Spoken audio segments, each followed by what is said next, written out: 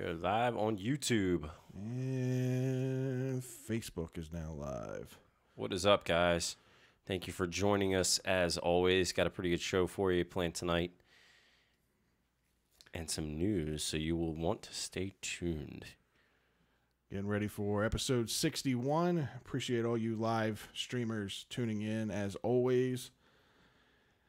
Got some exciting news from the live streaming category. Yeah, got some exciting news and some things we're looking to announce. And there we go. Well, audio's working. I guess I should check the same thing on YouTube here. What up, James? We see you in the live stream already. What's up, brother? Can we get a slight bump on the audio on YouTube? On YouTube? Oh, man, I don't know. That's all right. It will be all right. We'll be all right. Never mind. We're good. All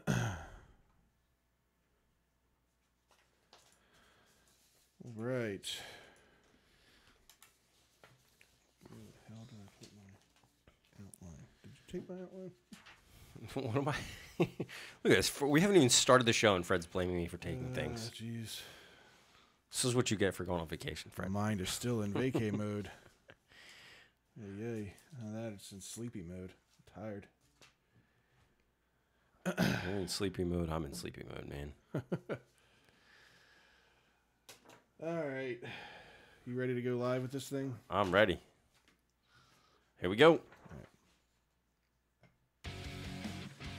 This week on Birdland BS, it's episode 61. It's September 4th, and we're going to get into the Ravens cutting down to their 53-man roster, an update on the Ravens kicker Vedvik situation, and the Orioles making some September call-ups. All this and more. Stay tuned.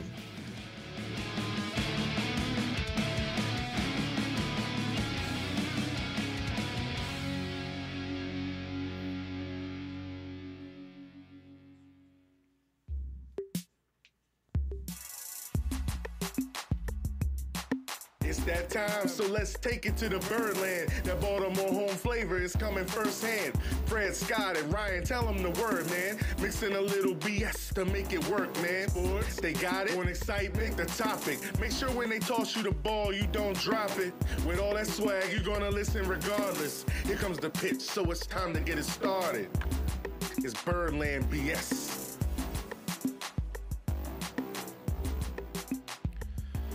What's up, Birdland BSers? Fred and Scott. By ourselves. No guest host this week. Thanks again to Chibs for joining us last week. It's a good show last week. Good show. Yeah. Episode 61. We're calling this one The Time Is Now, because it's about that time. Ravens getting ready to kick off week 1 of the NFL season this Sunday at 1 o'clock against the Buffalo Bills. Dude, I'm excited. Yeah, this is probably the most excited I've been for a Ravens season in a few years. So, well, this is, for me, my news this week, my fun news this week. So my work, we do Jeans Day every once in a while. Supports, you pay $5, and it supports actually our charity at work that feeds the hungry. Mm-hmm. And so they said, anybody that pitches in a little bit more than usual will get entered for a drawing to be able to win the company tickets to the opening Bills game. Nice. I won. Awesome. So I will be at the Bills game. Nice. I'll be down in lower level seating bowl, nice tickets. There you go. Right on the Ravens. I'm sorry, it's actually going to be on the visiting sideline, but it's right about the 20-yard line. So I'll be down there. Yeah, they're nice. I actually was jealous because I sat in them before, but you have those great seats up there. We're going to get into it later. We went to the Skins preseason game. I love those seats. I'm jealous of those seats. As much as that walk kills you up that ramp. They are working on that, though. The escalators are coming soon. Thank God for us fat folk. Lord knows I need it. It is. That was a long walk. Not to mention the walk over, too. Yeah. So, yeah, I'm excited, That's man. awesome, man. That's great. Yeah, I'm just getting back from a 4-day weekend down in Ocean City, 4 days out in the sun, which all the weather reports going up until this weekend said it was going to be miserable weather the entire weekend, and I was bummed about it. Like, the only days that we're going to be down there, it's going to be absolutely miserable. Turned out to be like nothing but mid-90s and high humidity and a lot of sun. Right. So I am still feeling the end results of all of that. But yeah, glad to be back, man. Glad to talk some Ravens. You missed a today. lot of stuff while you were gone. Yeah, but I made sure I kept up on it. Obviously, the big news was the Ravens cutting down to their 53-man roster. That was something that I was refreshing my Twitter feed like every 10 seconds, trying to see who the latest guy was that had been cut and what the decisions were going to be. Non-stop of what was going on. Yeah, some interesting decisions roster-wise, to say the least. One guy who kind of made the roster in a really strange and over the top kind of way, and in a sad way, really. We'll get into that. We'll get into that later. But yeah, as you mentioned, we got a chance to head down to the final preseason game to watch the Ravens beat the Skins 30-20. Didn't get to see any of the ones. The ones sat out for the majority of the game. You had actually made a note when the players came out for warm-ups, it looked like all 90 guys had dressed for the Redskins, and maybe a legit 53 had dressed for the Ravens. It was like the tale of two totally different teams. Oh yeah, no, the Skins, when they were out there, just looking at them, as they're all lined up, they're 10 deep, and they were lined up every 5 yards from the 15. Mm-hmm. So there really was almost 100 guys out there that were stretching, getting ready, getting loose. I think obviously some of those guys went in and took the stuff off, but I tell you what, they looked like a team when they came out. Yeah, but that was about all they looked like. Exactly. That was about the start of it and the end of it. Before we get too far, Fred, I have to give a shout out to our listeners. Yeah, absolutely. With our last show, we hit the most views we've ever had, over 800 views. Yeah, it's pretty awesome. Ton of shares, 800 views. It was awesome. I think the YouTube feed also had close to 100 views. So 1,000 people, for all intents and purposes, basically watching our show here. Huge shout out. And because of that, Fred and I have made a decision. Yep. I'll let you make the announcement here. Well, no, what we're trying to do is, look, we obviously broadcast across a lot of different platforms. Facebook seems to be a good home for us. It seems to be doing really well. It seems to be growing pretty fast for us. So we'd like to do a Facebook contest specifically. Last week, like Scott mentioned, we ended up getting over 800 views with all the helps of your shares and likes and everything. If we can get that up over 1,000 for this week's episode, we'll do a t-shirt giveaway.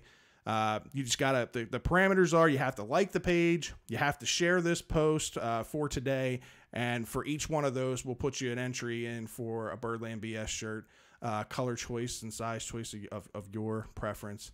But just want to give back in some sort of way, because we really appreciate it, because without you guys, this wouldn't be possible. And we're just going to put the disclaimer out there, because I feel like I already know our listeners.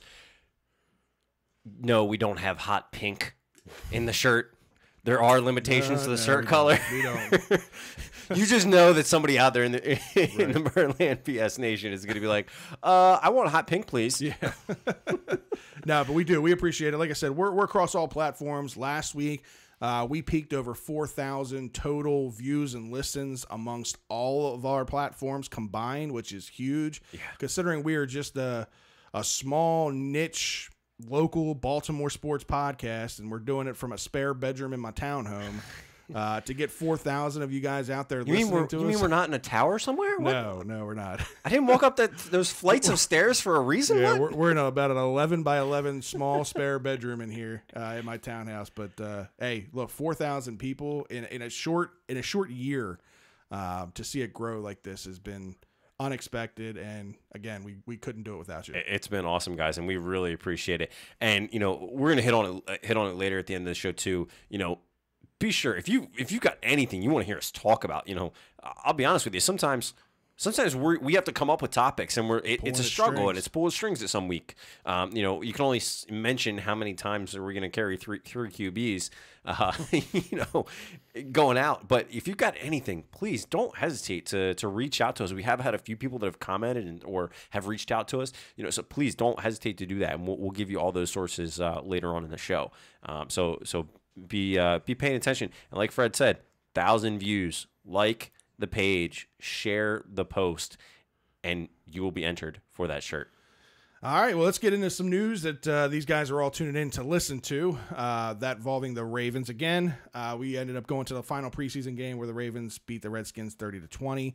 Got a good long look at Lamar Jackson. What was your take on what you saw with Lamar, Scott? He looked decent. He wasn't as, for lack of better terminology, he wasn't as scrambly as he normally looks. He didn't look like he was. He looked more. He wasn't great, but he looked more comfortable in the 3-step drop. So I thought that was definitely an improvement for me to be able to see that. The one thing with Lamar, you and I talked about this during the game, and it pissed me off as soon as it happened, and I wanted to see Harbaugh grab him by the face mask.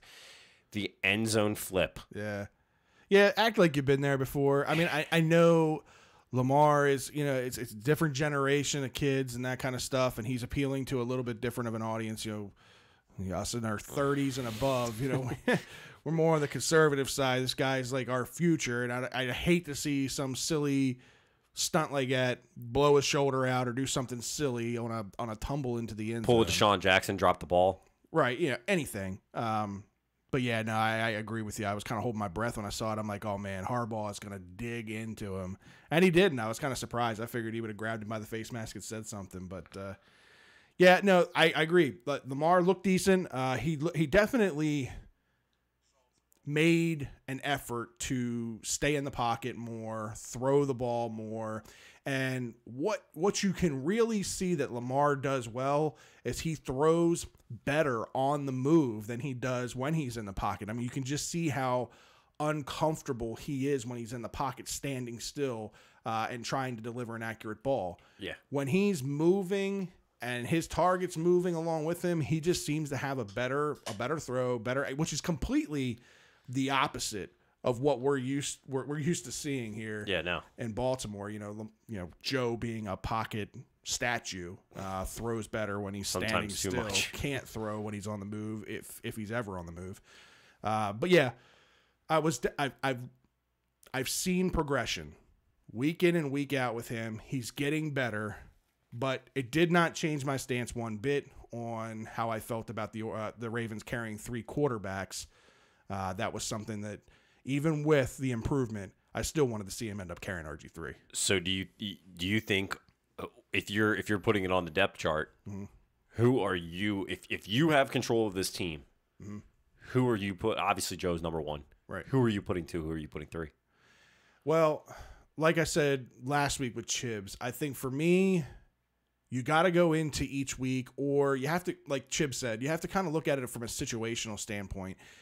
If you want to use Lamar in his package type situations, in red zone situations, in 3rd and long situations, and, surprise, he's got to be dressed, right? Yeah. I can't see the Ravens carrying 3 active quarterbacks on the active 46 every single week. That just doesn't make sense. It leaves them too thin somewhere else along the line. But I do see the Ravens having Joe 1, Lamar 2 on a week-to-week basis, because like I said, without Lamar being active, you can't have the Lamar package. So I do see him being the number 2, but if, God forbid, Joe Flacco does end up going down with a serious enough injury where he's going to be out for any length of period of time, I don't think the next automatic start goes to Lamar. I think it goes to RG3. Yeah, no, I think it does too. Unless Lamar pulls something out of his butt, if that happens in the middle of the game and he's able to light up some defense completely unexpectedly, I think it's the same way. For me, my true number 2 starter, as much as I know the Lamar package is there and people want to see the Lamar package, for me, I think it's RG3. He's a little more time tested, a little bit more proven. Right. He's had a little bit more of the NFL pressures on him. let's face it, Lamar still hasn't seen a true game day. He went up against a bunch of number 3, number 4 guys. Right. Samaje Perine is probably the only guy, or the biggest guy, I should say, on the Redskins that they put out there, and that's on offense. Right. That he was probably the biggest guy and he just needed some more touches on the ball to make sure he's comfortable at the running back position. But outside of that, I mean, I'm not that much into the Redskins, but I also know that we weren't playing against their number 1 defense. No, we weren't at all. So great, he lit up the number 3 and number 4 guys, and the guys who were on the bubble, the 5, 6 guys. Yeah, but he also did it with the number 3 and 4 guys on his side as well. He wasn't doing it with the ones on our side. So you can play both sides of the fence. Oh, there. absolutely. My whole thing with Lamar, like I said, was I just wanted to see some progression. I wanted to see a guy who was willing to learn, who could take constructive criticism and run with it and try to improve week in and week out through the preseason. We got a good long sample size of him this year that most teams aren't privy to. Only 2 teams are privy to 5 games a year with that Hall of Fame game. So as negative as some people want to be with 5 games in a preseason, for Lamar Jackson purposes, it was good. Yeah, I think it was good to get him that extra exposure for sure. Yeah, no, it definitely. One guy that I was actually paying attention to on the other side of the ball, and I was calling him out all night, and he wound up having a great game. I think he had a total of I think it was 10 tackles, 8 solo, and 2 assists. Bronson Kafusi. Yeah. Played well, but to your point, while we were sitting there watching the game, it was just a little too late. Yeah, it's too late for this guy. Defensive line is something that we're pretty deep on. We're pretty stacked on. And it's going to come down to, or came down to a pure numbers game with him. And I just, even with the big game that he had, didn't see him making this roster. But I did see him getting an opportunity elsewhere. Because the guy played well, and right. He was a higher draft pick of ours. I think he was like a 4th or 5th rounder, so he wasn't a real low draft pick or anything. Guy has potential for this league. I just think he just on the wrong team. He also showed it just a little bit too late. To your point, if he was doing this for 3 straight games, I think it'd be a different story. Right. But he did go and sign on the practice squad for the Jets. So for him, that was a step, right. In the right direction. But he needs to show a little bit more consistency. If something happens over there in New York, maybe he gets the opportunity. Maybe we see him come up and see him play. But it's just going to be a matter of time to know. Well, we're talking about all these bubble guys, and we're talking about all these different guys that did or didn't make the team. So let's just get right into it. Let's just talk about the 53-man roster, where we're at today. Maybe we can even talk about some surprise people that made the roster, some guys that were a little disappointed that didn't make the roster.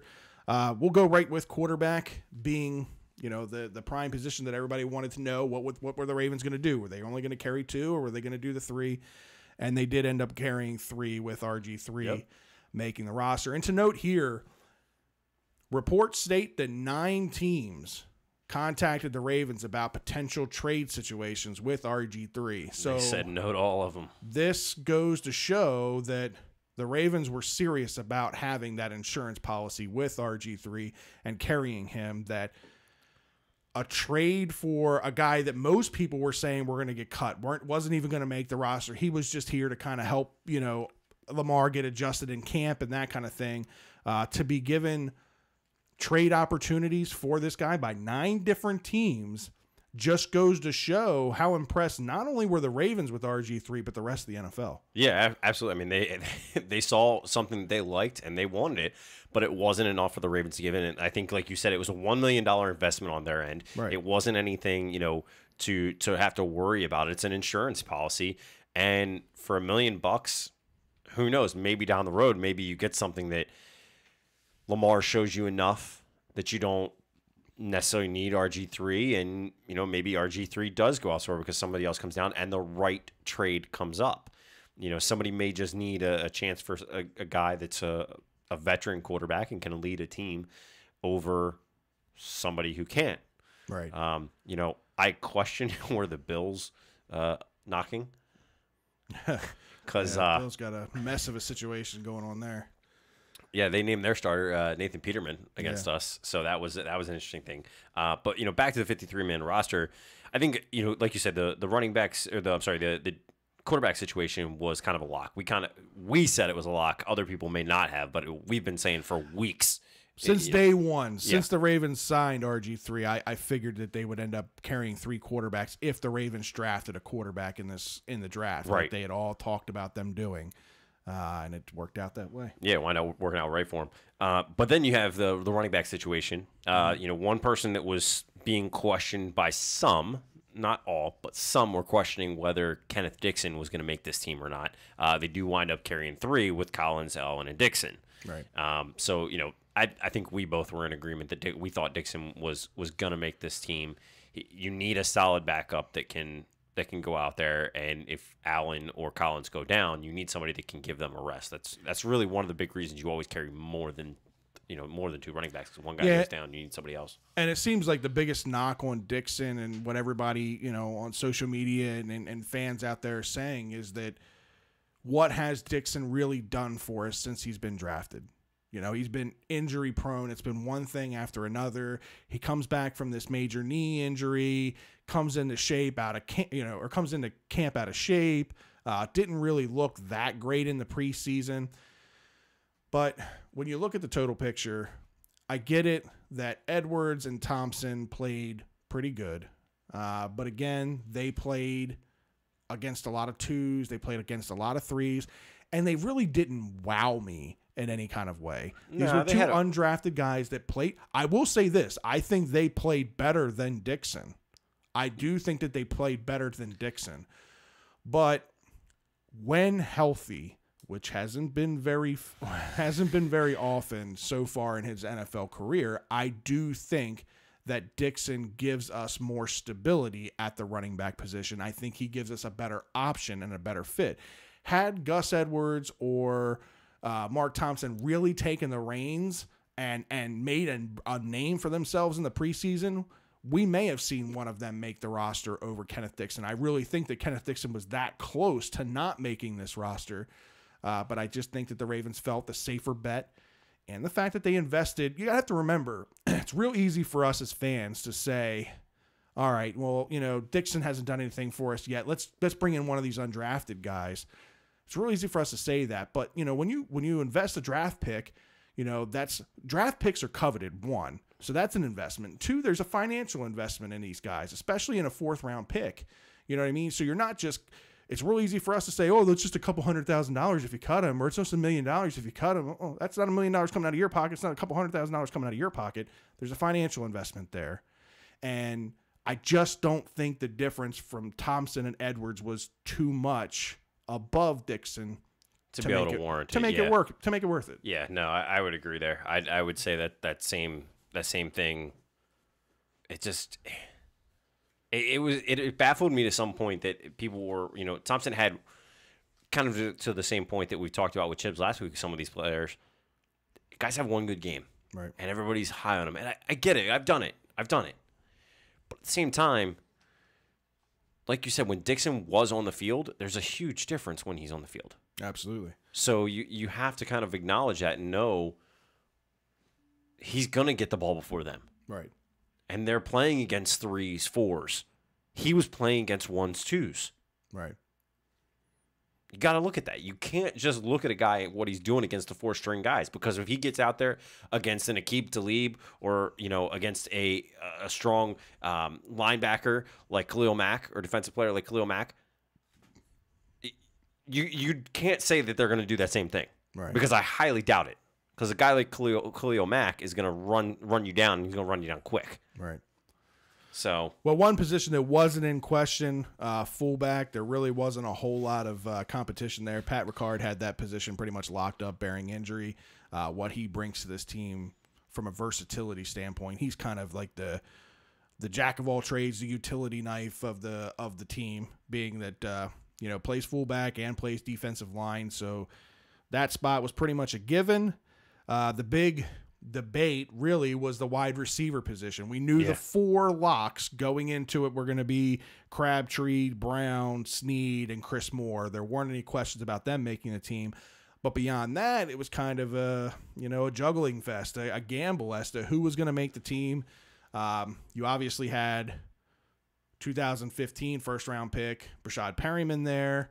You had 2 investment and draft picks this year with Jaleel Scott and Jordan Lasley, which Jaleel Scott, they ended up putting him on the Phantom IR with the stash job there.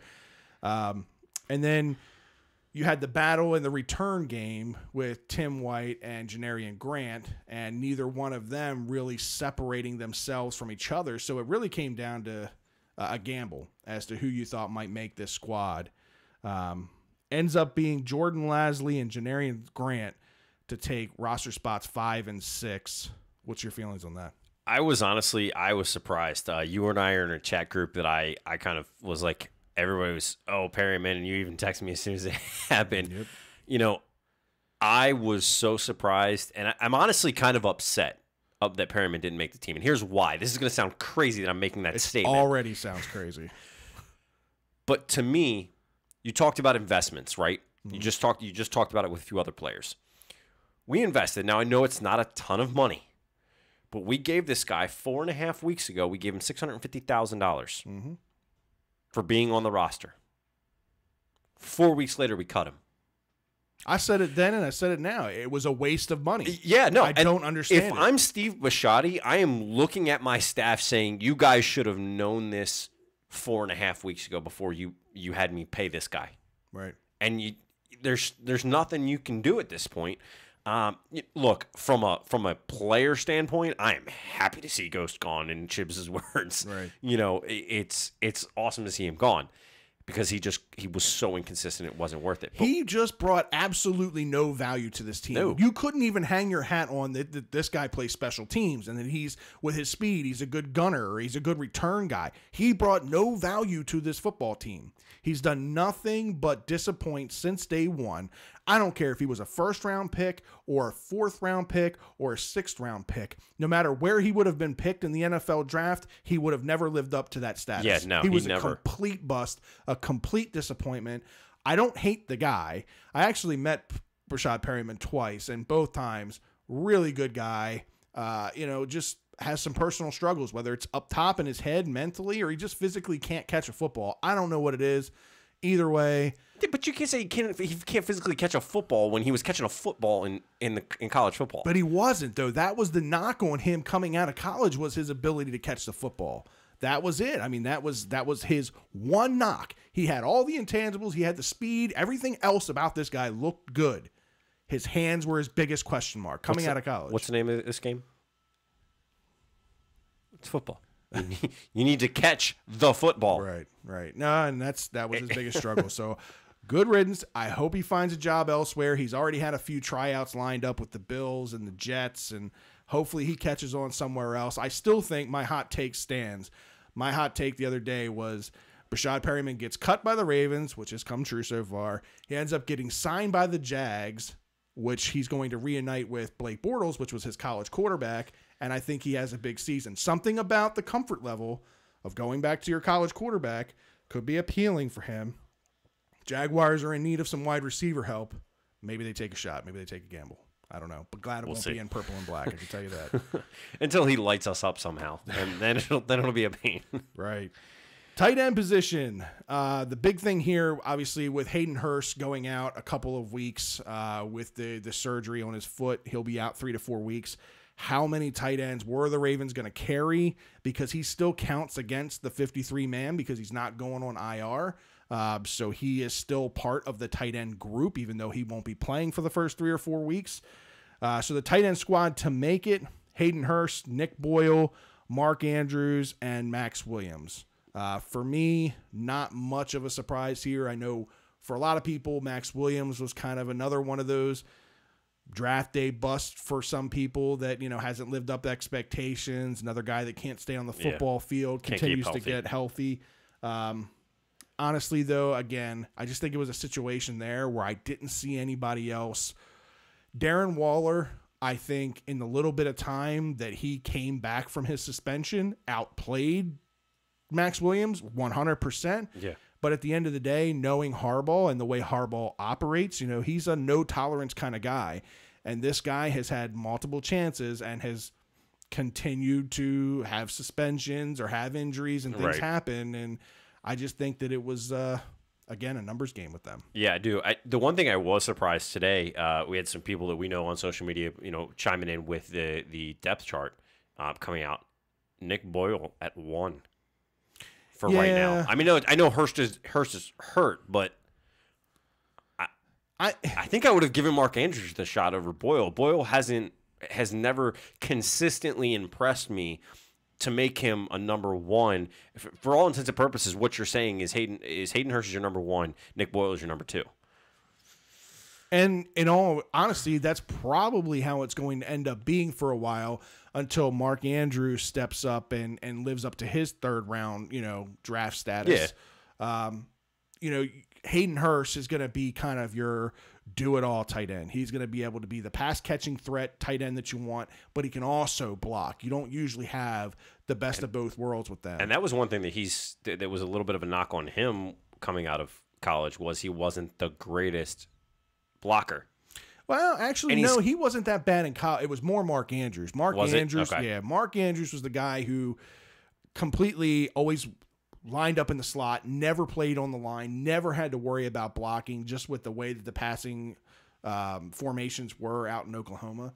But Hayden Hurst, actually, he does pretty well with blocking, and that was why he earned the status that he did, was because of the all-around play that he brings. He's kind of got that mini Gronk-esque ability, because Gronk can block and he can be a Gronk's just physical. That's what Gronk is. Right, and Hurst can be that way too. We'll see how he performs when he comes back from this surgery, because foot injuries with tight ends can always be a little bit of a problem. There's a lot of leverage and a lot of weight that gets shifted around by your feet. So yeah, we'll see. Speaking of heavy guys and shifting with your feet, offensive line. This was, again, my biggest concern with this team coming into this season. Not so much from the starters. I think the starters, you can find a pretty good 5 out of this group, but beyond that, the depth is what scares me. Yeah. And I don't think that this offensive line is still set yet. I think that the Ravens may go after a couple of guys here that have gotten cut recently, or may even make some trades here. We'll see what happens, especially when players like Jimmy Smith and whatnot come back from their suspensions and whatnot, and we'll see what happens. But Ronnie Stanley, Alex Lewis, Matt Skura, Marshall Yanda, Orlando Brown Jr., James Hurst, Jermaine Illuminor, and Bradley Bozeman all make the final cut for your offensive line. Any kind of surprises here for you on the offensive line? Not on the offensive line, with who made the team. Again, the announcement today kind of shifted my thoughts. Zeus on the bench. So, I was surprised about that. As much as they played, as high as they were on him, to have Hurst go in. I think they said Hurst is going to be playing right tackle, and you're going to put Zeus on the bench.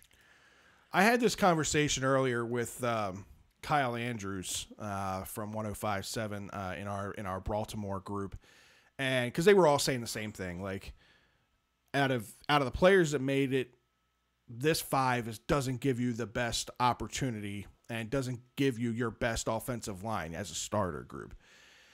And I think we're looking too much into who's the quote-unquote starters versus who's actually on this roster. Knowing Harbaugh and kind of the way that he's kind of old school in the sense that, yes, I think all of us know that Orlando Brown Jr.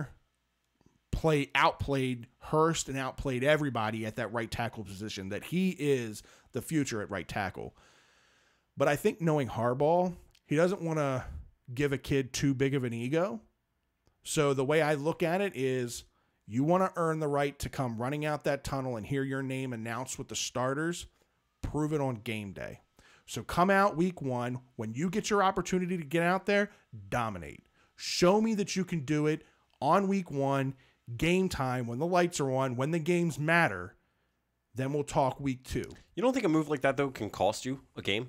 I don't know. I mean, it's just kind of like management, managing your job, right? You don't treat 2 employees the same way. If you're a good manager, you kind of manage people to their strengths and to their weaknesses, that kind of thing, right? Because no two employees are the same. And it's kind of the same way in this sense. If you're a head coach, whatever you think or whatever you've evaluated in your time with a player that's going to get the best out of that player, whether it be mind games like this and motivational mind tricks like this. I'm not saying that this is what's going on. This is just me kind of I got brainstorming how Harbaugh works. Harbaugh tries to think outside of the box sometimes. And again, he comes from a very old school type of mentality with the way his father was and, even the way his brother is and that kind of thing.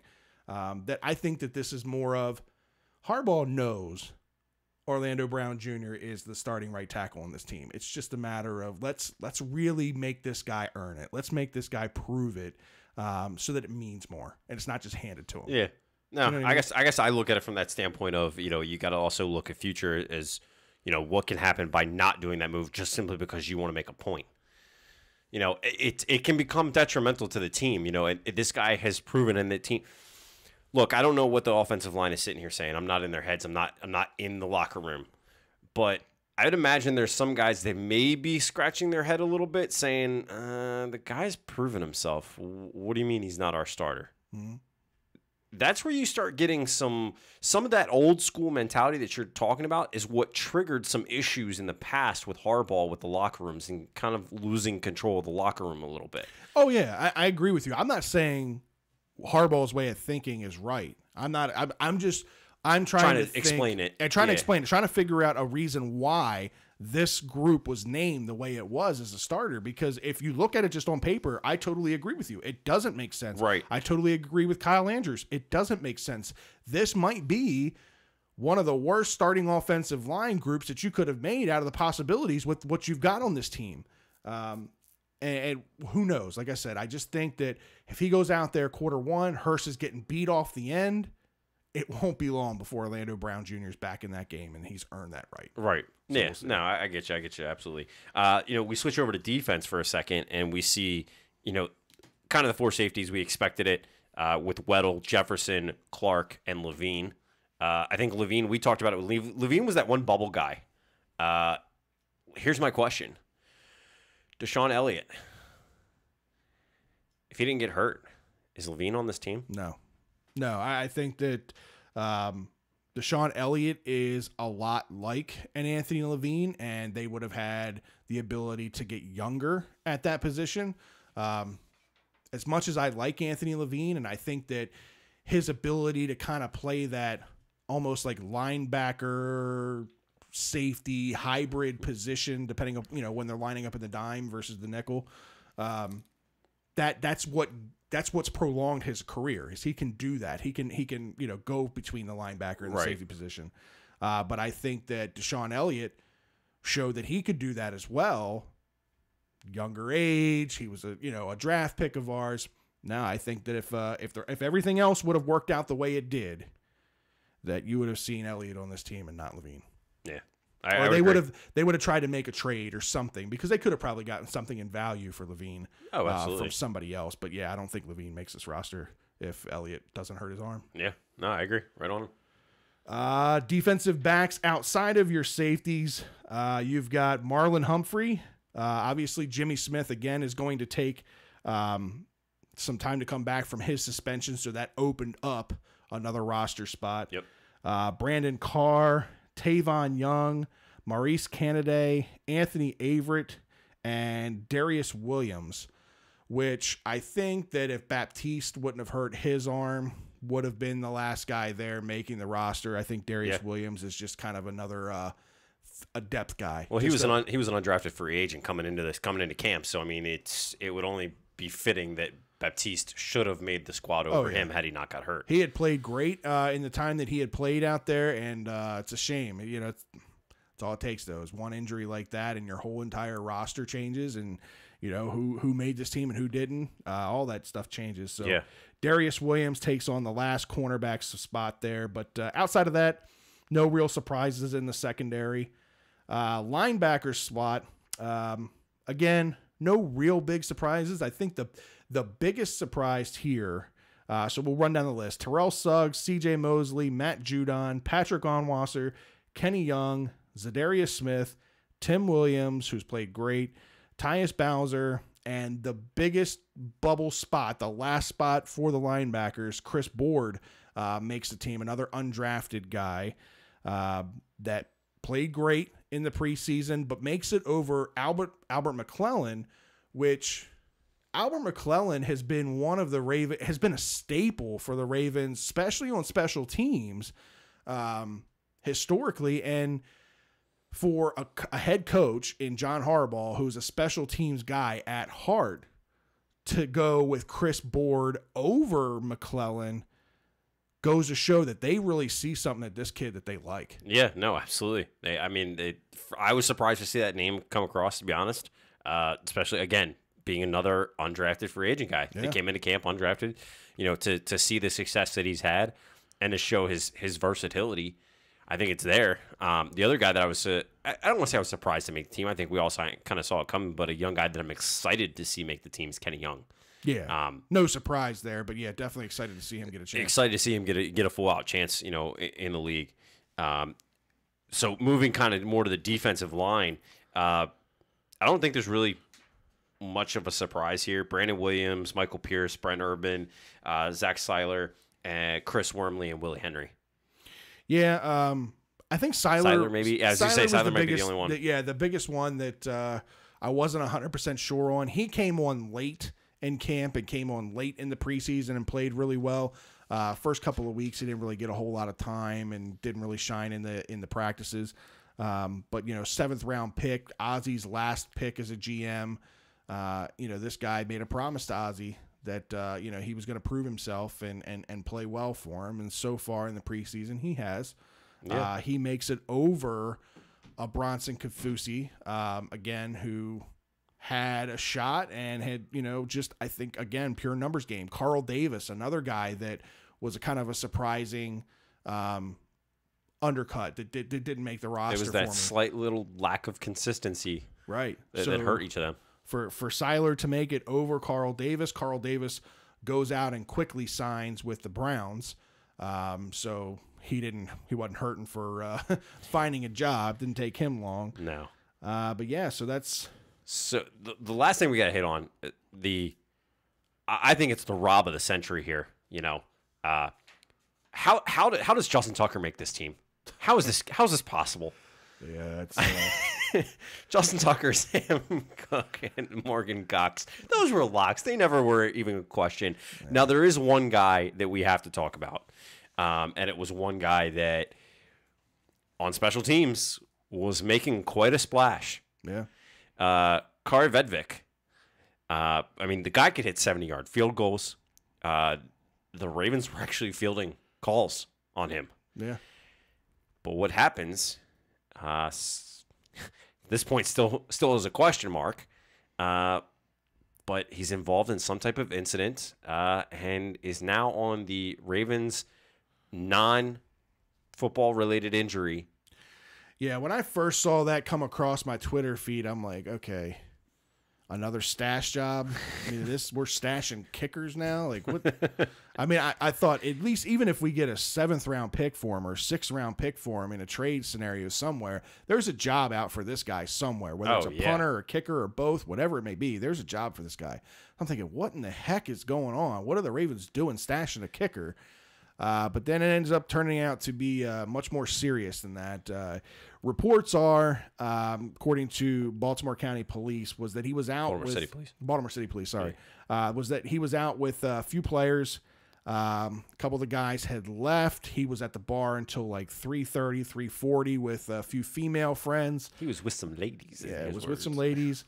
The last text message that he received was around 3:45 in the a.m. Some of the players checking in on him, and he said he was okay.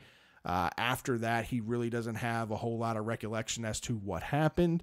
But he was found around 4 a.m. just off of Greenmont Avenue and just north of Route 40 in central Baltimore, which if you know that area, that is not a good area to be at 3 o'clock or 4 o'clock in the morning, especially if you're an NFL player, with flashy jewelry on or whatever. I don't know what he had on. I don't know what happened. I mean, that's the biggest thing about this. There's still so many question marks in the police report. Did you actually look at the police report? Yeah. It's crazy. They literally, he doesn't know what happened. He doesn't remember. They said his phone and his wallet were missing. All the injuries, they're saying there was a lot of stuff on the police report that was posted through, I believe, the Baltimore Sun. There was a lot of stuff blacked out. But one of the things that I thought was interesting was everybody saying, oh, it's consistent with, an assault. Mm-hmm. One thing that was interesting is in that line in the police report, it said head nurse or lead nurse reported that injuries are consistent with, and then it's this blank, like blacked out long sentence. I mean, if you go look at it, it's a pretty long. There's a good amount of words in there. Right. I question: is there more to an assault here? Than what they're giving away. Who knows what's going on? Time will tell. His face was beaten up pretty badly and pretty stitched up and swollen. His front teeth were all knocked out. I mean, everything sounds like he was beat up pretty badly. Yeah. And robbed. He was missing his wallet and missing his phone. It doesn't sound like a good situation. But good news is all the reports say he will be fine. Yeah.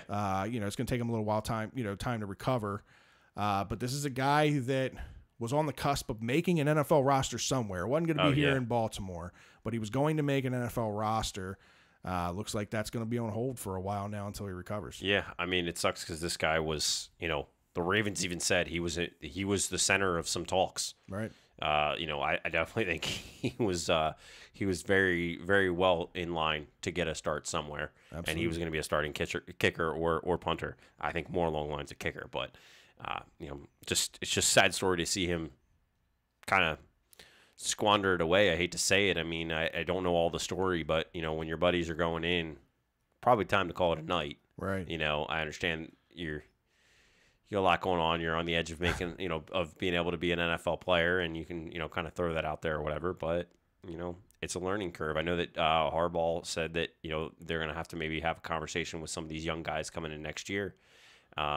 Yeah, Sherry says nothing good happens in that part of town in the wee hours of the morning. Very unfortunate. Yeah, I mean, you hit it right on the head. It's 3 or 4 o'clock in the morning in that part of Baltimore. You do not want to be out on the streets. Very unfortunate situation, but again, all reports say that he will be fine. Just take some time to heal. He is kind of on the Ravens' employment still, under the Ravens umbrella per se, as he's on the, like you said, non-football related injury list. As good as I do have to put this out there, as good as he is, I think that was a commendable move by the Ravens, because the Ravens could have very easily just said, all right, we're cutting ties with you, man. Right. But they know and they see his potential as a player. Oh, yeah. And so I think it was very honorable to keep him under there. He's keeping the Ravens insurance. He's keeping, all of that stuff that comes with being a Raven. A little bit less money, but. And it's an investment piece for them, too. If we can keep him on there, it's not really going to cost us a whole lot of money keeping him on the non-football related injury list. And then when he gets healthy again, if there are teams that are interested, if we can get a pick, for him or something like that. Or who knows, if this goes into next year, Koch is another year older. Does he make the roster as a punter over Sam Koch next year? Maybe that's what the Ravens are thinking long term. We'll see. Yeah. Either way, a very unfortunate situation, but again, all signs are that he'll be okay. And best of luck to him, yeah. So let's get a little bit into week one. Week one has the Bills coming to town, which you just mentioned earlier that Nate Peterson was named the starting quarterback over rookie Josh Allen for the Bills.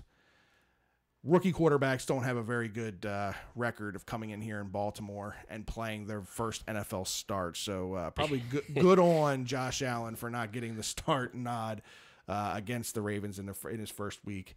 But yeah, this is a team that, we talked about it earlier in our season predictions, a few episodes ago.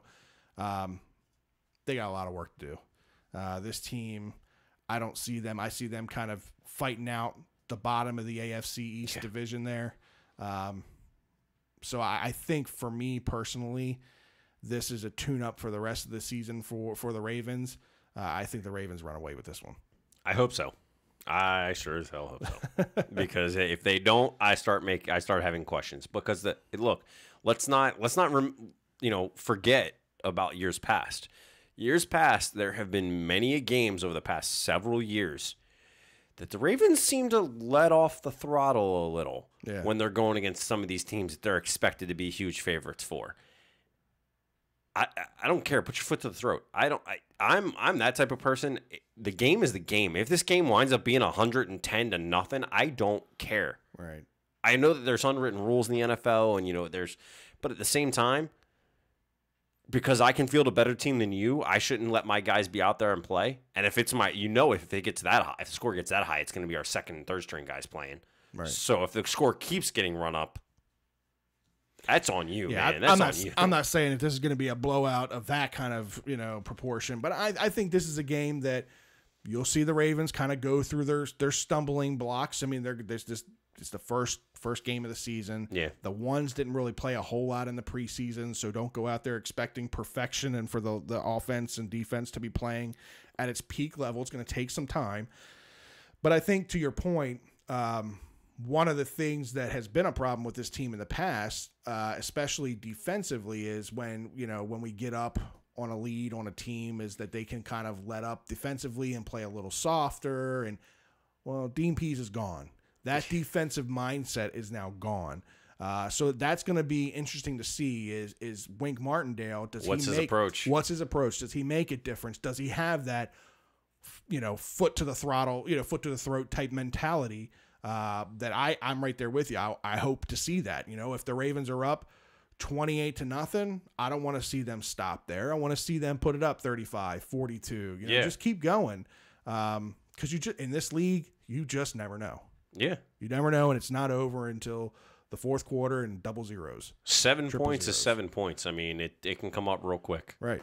Exactly. So, well, let's talk a little bit about the overall season then for the Ravens. Now that we're, just a few days away from the season kicking off, let's take a look at the schedule here. I mean, obviously, week 1, we're playing against the Bills. So I think we both agree there that the Ravens win. Yeah, yes. No, that's a W for the Ravens. I agree with there. Okay. Week 2, we go to Cincinnati and the Bengals. What's your take there? I'm actually going to go against the common thing here, which is a lot of people are saying that's going to be a loss for the Ravens. I actually think the Ravens go away with this one.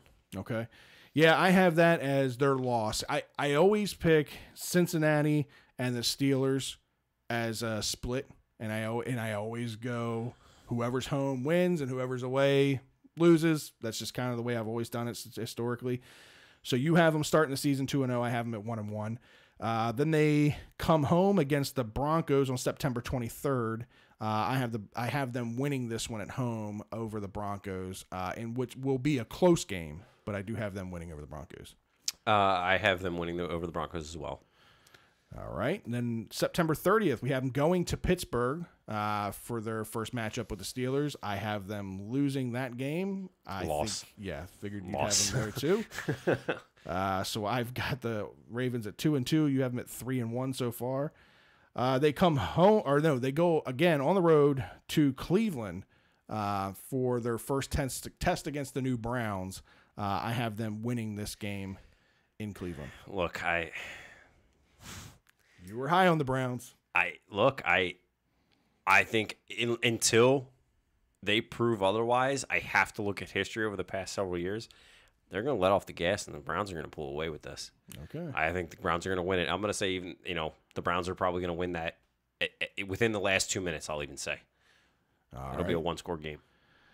So 3 out of their last 4 games are on the road here. So we got them leaving Cleveland and going to Tennessee to take on the Titans. This was a close game last year, a game that the Ravens should have won but didn't. I have them coming out on top this year and beating the Titans. I've got it as an L.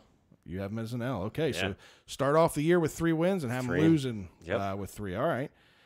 Then we come home and take on the New Orleans Saints in what will probably be a very offensive game. I see that being a high-scoring game, but I do see the Ravens losing at home here. What do you have them doing against the Saints? 4 straight losses, and people start calling for Lamar. Okay, so this is where Lamar comes in. All right. After the Saints, they go on the road and take on the Carolina Panthers and Cam Newton. and that new revamped offense under Norm. Yep. Can't think of his name right now. Norm. Yep, that guy. I'm trying, like, I know who you're talking about. God. Can't think of his name. But yeah, I have the Ravens losing this one against Carolina as well in Carolina. I actually have them winning that game. You have them winning that game. Okay. Then they come home for 3 straight. And they've got the Steelers first. This is where I have them winning against the Steelers. Again, this is the split. This would be the second game I have them winning, as I had them losing on the road. W on that one. You can't lose to the Steelers at home. You can't. You had them beating the Bengals on the road.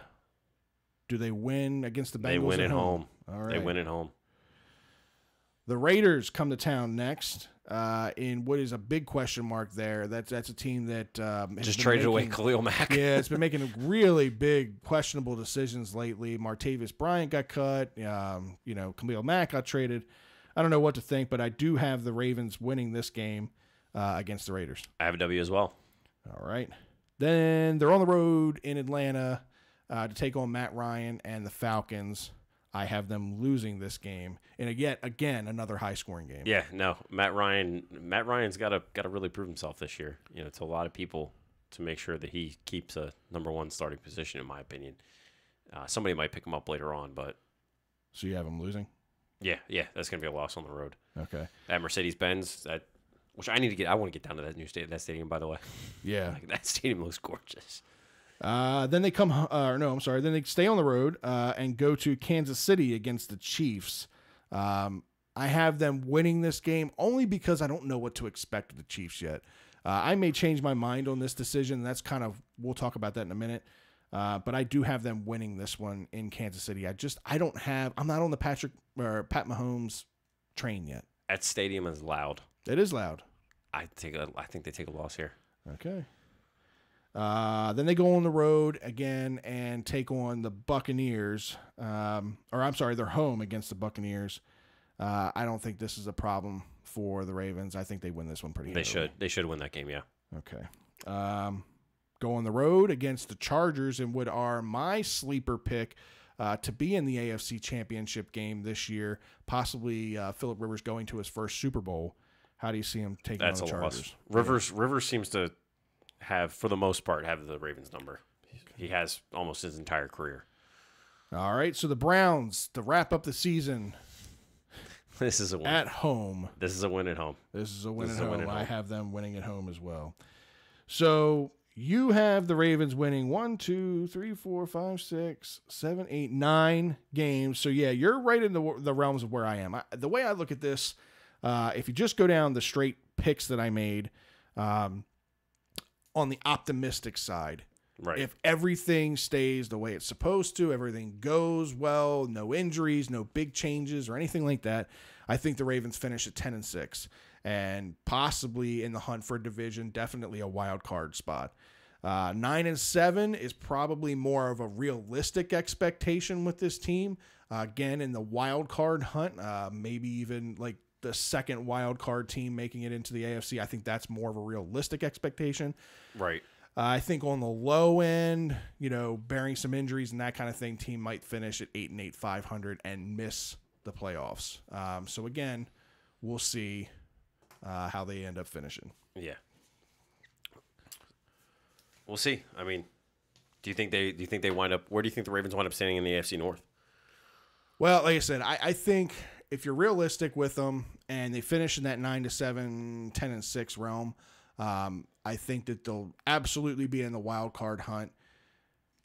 If they're in the division hunt, it depends on the Le'Veon Bell situation in Pittsburgh, and if that gets resolved, Le'Veon Bell changes the entire look of that team. And if they can't get that figured out, and you don't have a motivated Le'Veon Bell, which he should be, considering every year is pretty much a contract year for this guy. Right. Signing the franchise tag every year. That's going to determine who's going to win that division. I don't see the Browns being in the contention for a playoff spot. I think that they're a much improved team. I think there might be like a 5 or 6 win team this year versus 0. That's a big step. I think the Bengals are right down there with them. I think they're a 6, maybe 7-win team. So again, I think the Browns finish better than the Bengals. I mean, it very well could be. I mean, those two could flip flop, but either way, I don't see either one of them hitting 500, or I think they both finish below 500. I see it being a race between Pittsburgh and the Ravens at the end of the season. I would agree. I'm right there with you. I know that some experts have, and I'm surprised to see some of these experts. And look, they study football way more than I do. And they study these teams, not just the Ravens. They study a lot of these other teams as well. And they've got Cincinnati being ahead of the Ravens. They got Steelers, Cincy, Ravens, Browns. So how a lot of them have it. And I'm just looking at it going, I look at Cincy and I go, what have you done lately? Right. And what really have you done to secure a spot in the AFC North? Not just as a competitive team, but as a team that's going to go further and get themselves to the playoffs. Right. You just haven't shown it. So I definitely think they finish out in last. I do think the Browns, I'm gonna say I think they surprise everybody and finish 500. Okay. It's a big jump. It'll be it will be a big jump, but they have also gone out and got a lot of weapons. The key will be what happens when Gordon comes back off suspension. Yeah.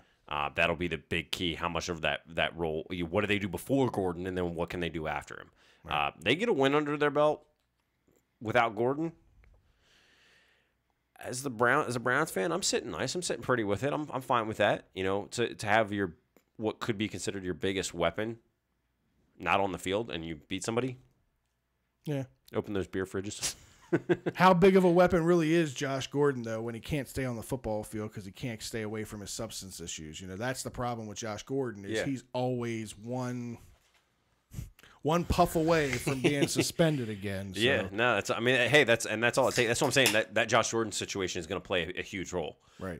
But I think if they can get one win under their belt while he's not there, it'll be quite an interesting season for them. All right, man. Well, it's time for a social media shout out real quick. Social media on Facebook. Sherry, we see you as always. Appreciate all the interactions with us this week as you kind of chime in when we're going down the winnings and losses there. Ryan, we see you, man. You need to come back on the show. We'll have you on probably next week or the week after.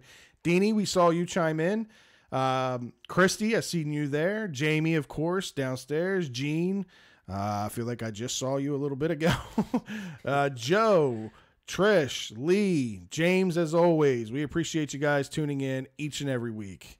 I got same over here. I've got Steve, Sang Lee, Dave, Carrie, everybody kind of chiming in. Those are just the ones that we can see. For some reason, just so you guys know, out there in social media land, we are working on a fix. We actually can't see all the people that are in here sometimes. Yeah, Facebook has like a weird thing where the algorithms are where we can't see everybody that's watching the live feed. We've got to actually word into them to look to see what we got fixed there. We actually don't have any comments on YouTube, but we've had plenty of people. The number has been fluctuating anywhere between 3 and like 10 or 12 the whole time. So we appreciate each and every one of you guys tuning in. And just for those who weren't with us when we first went live this morning, again, we want to thank this morning. You went live this morning? Wow. You see, I'm tired, Scott. I'm sleepy. We went live a little while ago. We made the announcement that last week's video on Facebook hit our most views that we've ever had on one of our live feeds at 800 views. And it's all because of you guys sharing the posts and everything. So this week we announced a contest. We're going to try to get this week's video over 1,000 views, and if we can do that for everybody who likes the page and shares the post, we're going to put your name in for a drawing for some Birdland BS swag, a shirt and some stickers and some cool things to kind of give you guys just to show you our love and thanks for all the support. Yeah, absolutely. I mean, everybody's been has been really grateful in all the shares and everything. So we really want to get this up, as you shared too, between all of our platforms, listens, views. We had over 4,000 for the last show. Yeah, it's pretty impressive. So we can only, we only get the promotion as much as you guys are able to help us, and you guys have greatly helped us. So we want to reward you guys. Anybody that is going to the game on Sunday, definitely reach out to us, because we have we have some stickers that we're going to be kind of giving out. So you and I will both be at the game, as we mentioned. Absolutely. So I know that I'll be wearing my Birdland BS shirt and carrying around my jersey at least until the game starts. So if you're out and around, definitely hit us up. We'll get you hooked up with a free sticker at least. I think we're down in Lot H is where we'll be for the tailgate. So if you don't have my phone number, make sure to leave a message. I will definitely reach out to you, and hopefully we can hook up. And hit either one of us on Twitter, hit us on the Twitter page, hit us on Facebook, YouTube, you can comment, whatever, let us know. We'll reach out to you. And for you guys on YouTube, Engraven, make sure you follow him. If you're not already following him, he will be down there with us for the first week. So for all you guys over there that are Engraven fans and you want to meet up with him and do a meet and greet, we'd love to see you guys come down and talk with him and talk with us. So yeah, absolutely. Come on down, man. All right, man. Well, let's talk a little bit about Orioles here. Hasn't been very good. This is going to be a short segment. Yeah, I mean, look, the long end of this thing, I guess the really exciting thing that's going on right now is that, yes, we're finally here. It's September. We're going to see some call-ups, which we're already starting to see. Get some young guys some more playing time. Hey, look, there was exciting news last week, okay? We swept the Blue Jays. We won a series, and we swept them. Yeah, but not to mention we got swept by the Royals. Then there's that. Yeah, there's that. If you watch the games, the game on Friday, I was beating my head against the wall. It was awful. Error after error after error, and I told Fred before the show started that I forgot to get it. There's the segment from why am I drawing a blank on the name of the movie? From Bull Durham. Thank you. And the coach, where it's a simple game. You throw the ball, you hit the ball, you catch the ball. Can we do that? We should have started the show with the theme music from Bad News Bears, because that's more line to what it's looked like over the last few weeks, man. It's been rough, man. But look, again, how realistic are our expectations with this team and the transition that they're going through? This is a part of the growing pains with these younger players and some players getting opportunities that they normally wouldn't get at this level at this time of the year. Chance Cisco and Yacobonis were just called up the other day. I'm glad to see them back up here, getting another shot. Chance never should have been sent down in the first place. No, he definitely shouldn't have. So I'm glad to see him back up. Hopefully he's got a little bit more confidence now. He finally started hitting the ball down in AAA again. So it'd be good to see him get a chance. I think Villar has been surprising, to say the least. Looking at his stats, I think he's had like 9 or 10 stolen bases now already since he's been here. That's been a big improvement in that category alone. That's just a category we've struggled in for years. By the way, he's had 4 steals since you went to the game with me. And I'm good with that. I'll keep talking crap and just keep the numbers going. I'm fine with that. One thing that I keep reading, and I guess I'll let it get into the 15th of the month before I really start going off on this. So maybe next episode or the following episode. There's a lot of people saying the Orioles are making statements that they aren't going to be calling up some of these guys. They're not going to call up a Diaz. They're not going to call up an Aiken. Seriously, dude? Like, yeah, I know. Aiken just was named the Eastern League Pitcher of the Year. Yeah. 14-7 through 25 games, throwing a 3.27 ERA. He led the league in wins, strikeouts with 142, and batting average against of 225, and named to the All-Star team. What more do you need to bring a guy up to say, let's see what you got, without having to lose, that you're not losing a year of team control here? This is where I go and question whether that's Buck, whether that's Dan, whether that's a collective decision that they've made amongst themselves. I'm right there with you. I don't understand when there's no risk of losing a year of eligibility. There's nothing to gain from this season at all. You're playing for absolutely nothing at this point. What you're playing for is the number 1 overall pick in next year's draft. Maybe that's it. Maybe they just want to straight. I just don't understand. Scared these guys are going to win games.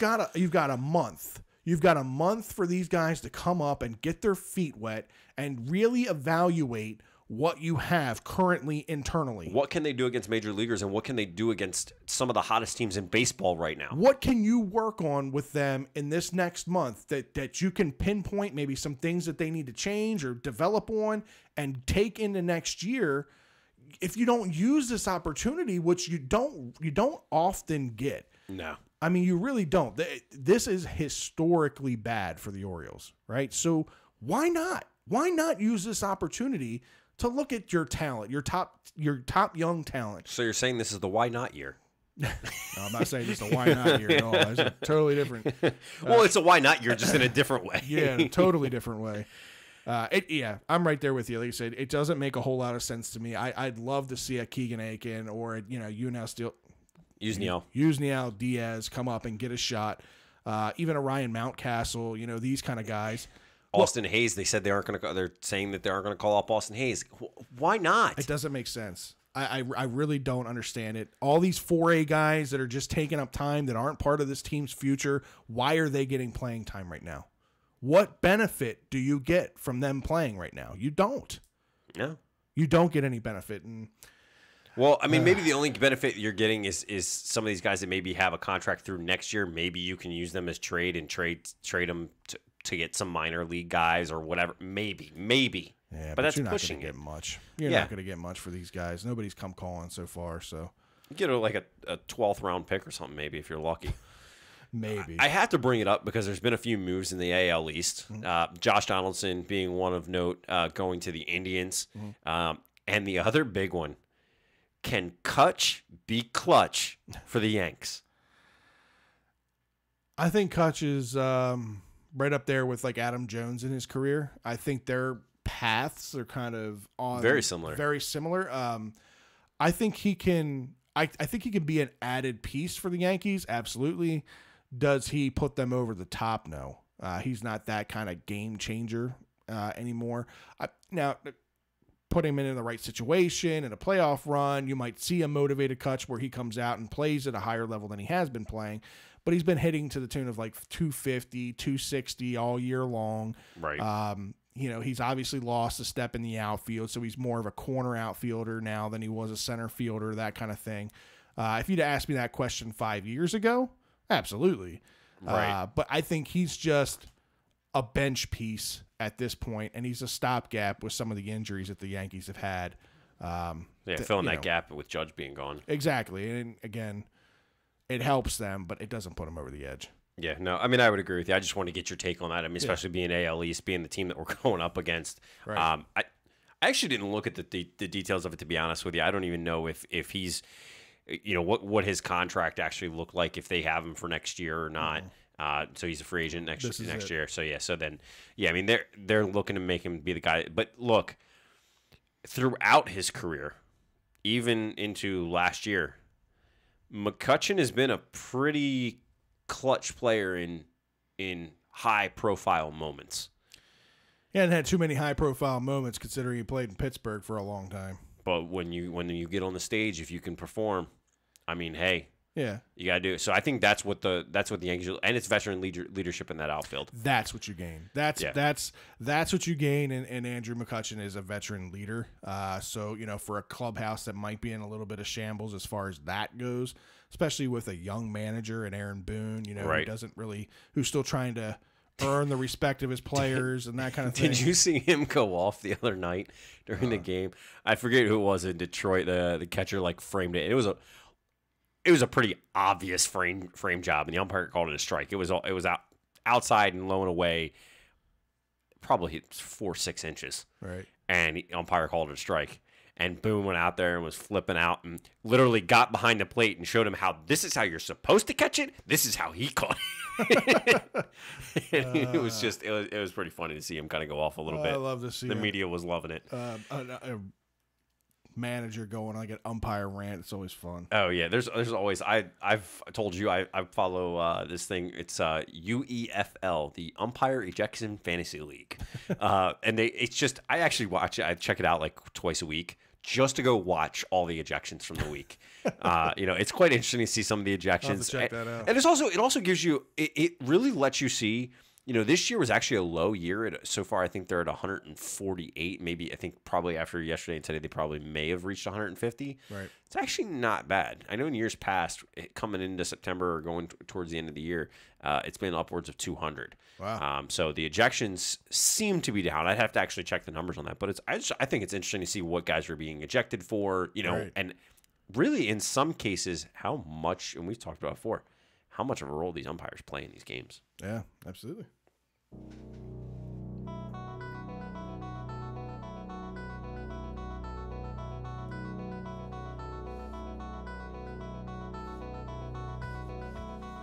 And now, it's time for the 2-minute warning. All right, Fred. This week it is your turn to do the 2-minute warning. Slow news week. Man, it is. The past 2 weeks have been a little bit rough. Yeah, hadn't been a whole lot going on. So, all right, Fred, you ready? Yes, sir. All right, man. Your 2-minute warning starts right meow. At 38 years old, former Philadelphia Philly Ryan Howard has announced his formal retirement from Major League Baseball. He spent last season on a minor league deal with the Braves and Rockies, but has been a free agent since November. He's a career .258 hitter with 382 home runs, but he's going to be more known for his dominant 6-year stretch between 2006 and 2011, where he averaged 44 home runs and 133 RBIs during that stretch. Good player, but at face value, it seems like he's retiring since no one's willing to give him a shot anymore. Yeah. Colin Kaepernick's back in the headlines again, and this time he's doing it as the face of Nike's newest 30th anniversary ad. Social media is kind of split on this move, but you have to wonder what Nike's motivation is here, considering they saw how polarizing he was with the NFL. And now as a result of this move, the company's stock has reportedly fallen by 3% since the ad was released. That's huge. Crazy drop. In tennis, at the 2018 U.S. Open this weekend, fans watched what might be considered the upset of the decade when 29-year-old Australian John Millman upset Roger Federer to advance to his first ever quarterfinals in the U.S. Open. It's a pretty dramatic match, too, and it included both great play by Millman and poor play by Federer, who had multiple double faults throughout the match. Ohio State head coach Urban Meyer, he was allowed yesterday to return to the football program, though for now it's on a limited capacity as he's still unable to attend games for the next 2 weeks. Acting coach Ryan Day said that everyone gave Meyer some embrace and slight discussion, but then moved on to business as usual in prepping for the team's next game Saturday against Rutgers. Mike Tomlin's confident and not concerned about the Le'Veon Bell's contract issues. However, it's not because he thinks Bell is going to get it resolved. Instead, he used one word to describe his confidence, and that was James. And not James Harrison, it's James Conner. Conner's put together what many are calling an impressive preseason, and many expect him to get plenty of playing time on Sundays against the Browns. Well, I got it in there. Yeah. Right in. All right. That's perfect. Yeah, but no, that... Going back to Ryan Howard real quick, he was a guy that I'm not going to compare him to Chris Davis because Chris Davis's stint was much shorter. Chris Davis had that couple-year run there, obviously, with the Orioles, but their paths are very similar in the sense that he came up with all this promise and in the beginning kind of struggled to make the team and didn't really perform well, right. And then finally got his opportunity to start and play every day. And like you said, he went on that run from 2006 to 2011 where he was one of the most dominant power hitters in the game and then just fell off the map. He fell off the face of the earth. And I think, you hit it right on the spot with the 2-minute warning. The guy... He's not retiring. Let's face it. He's not retiring because it's time to set up my cleats. No, he's retiring because you've been a free agent for a year. Right. In 2 months, it'll be nobody's going to pick you up in the next 2 months. I'm sorry, Ryan Howard. Right. You recognize the writing on the wall that everybody's going younger. Teams are going younger, and they're not going to go with this guy. If they're going to go with you, they might as well go and try and sign Rafael Palmeiro. Yeah. I mean, it's pretty much what it's like. I mean, Rafi's played in more games in the past year than Ryan Howard has. Right. Simple as that. That's very true. Absolutely. Well, again, just a reminder for you guys out there as we wrap up this episode.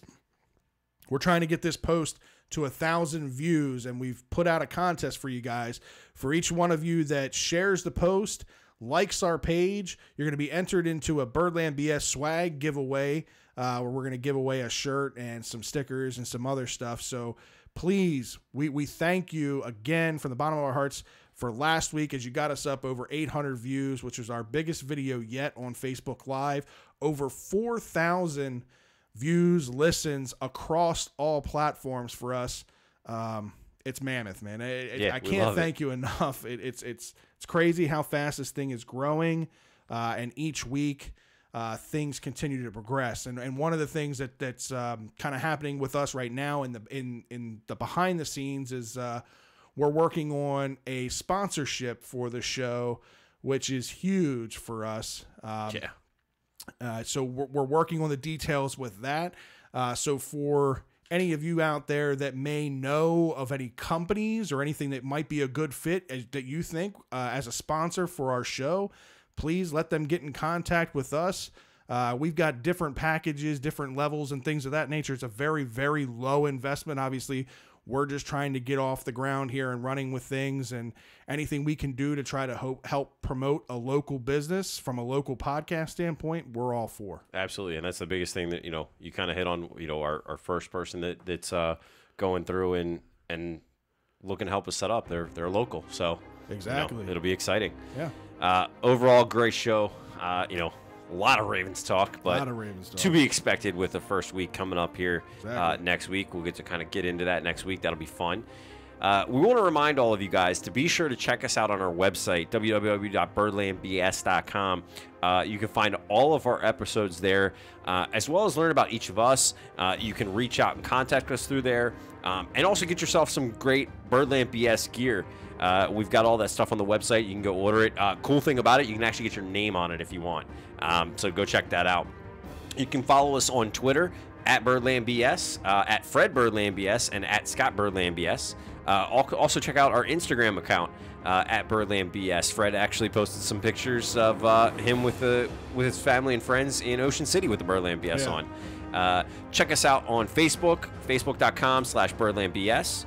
youtube.com/BirdlandBS, and Instagram. Again, that's a good place to check out all of our pictures and things that we're posting.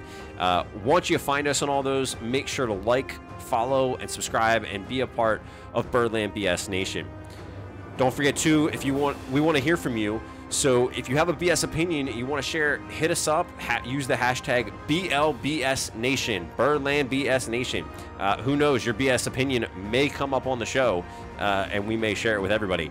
As always, you can take us on the go wherever you want, whether you're driving to and from work, getting your grind on at the gym, or you're sitting in an airport and train station waiting for your ride. All you have to do is go to our website to check it out, or check it out by searching Birdland BS on Apple Podcasts, Google Podcasts, Spotify. Huge one with Spotify. Go check that out. Like and subscribe there. Podbean, TuneIn, and Stitcher. So be sure to look us up and subscribe on your app of choice, and be sure to give us a 5-star review on any of those while you're there. We love the reviews. Yes, sir. Thanks for tuning in as always. We'll be back next Thursday. Jeez, I'm out of it now too. Next Tuesday, we will be back. Tuesday, 8:45. We'll be back for Birdland BS. I'm Fred. I'm Scott. We'll see you guys. See ya.